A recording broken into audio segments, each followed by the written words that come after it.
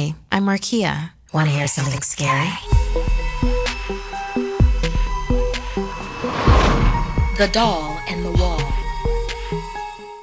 There's no safer feeling than being inside the walls of your own house. Safe in your room where there's no one else but you. Well, you and the thing sitting within the wall. Evan couldn't sleep because of the faint scratching noise coming from his bedroom wall. It just wouldn't stop. He remembered his parents asking the realtor why the house's price was so low, and she told them it was because of complaints about settling noises in the walls at night. Evan's parents had laughed, saying they were all deep sleepers, but also when they'd moved in, none of them had heard anything. It had been almost a full year since then, and not a sound heard. Until tonight.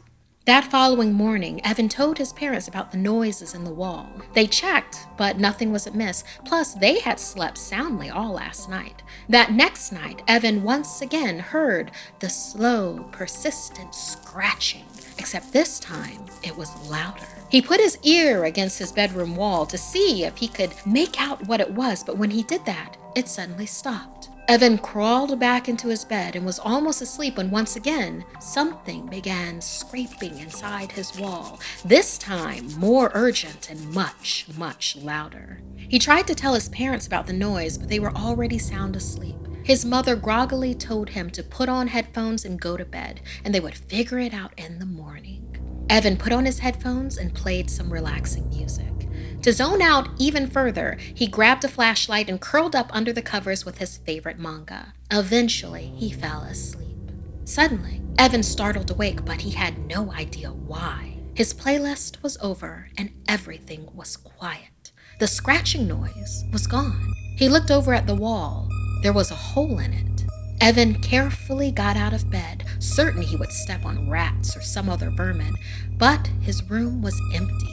He inched closer to the hole in the wall and looked inside.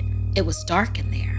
What little he could see, there seemed to be nothing there, no signs of anything except more wall. He needed more light to see inside. Turning back to his bed to get his flashlight, Evan pulled back his covers, and there was a large doll in his bed. Recoiling in horror, Evan stared at the thing staring right back at him. His heart thundered in his chest. He was scared out of his mind. How did it get there? Had it been there while he slept?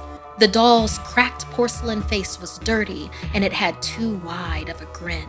Staring right at him was one eye that looked especially sinister, while the other was hollowed out. Its clothes were in tatters, and any color had faded long ago. His heart was finally calming down now. It was just a doll, after all. And Evan wondered if his parents were playing a prank on him. Not funny, he muttered to himself. And just as he spoke, the doll sat up right in his bed and began to laugh. Evan shoved the doll off his bed and ran for the door, but before he could reach it, the doll launched itself off the ground and onto his back. Tiny, cracked porcelain hands dug into the flesh of his neck. The doll kept laughing as it tried to reach around and scratch out his eyes. Evan tried to pull the doll off himself, but it was somehow too strong.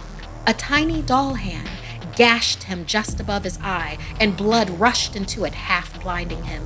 Evan screamed, and not knowing what else to do, threw himself backward onto the ground, hearing a satisfying crack come from the doll when he hit the ground.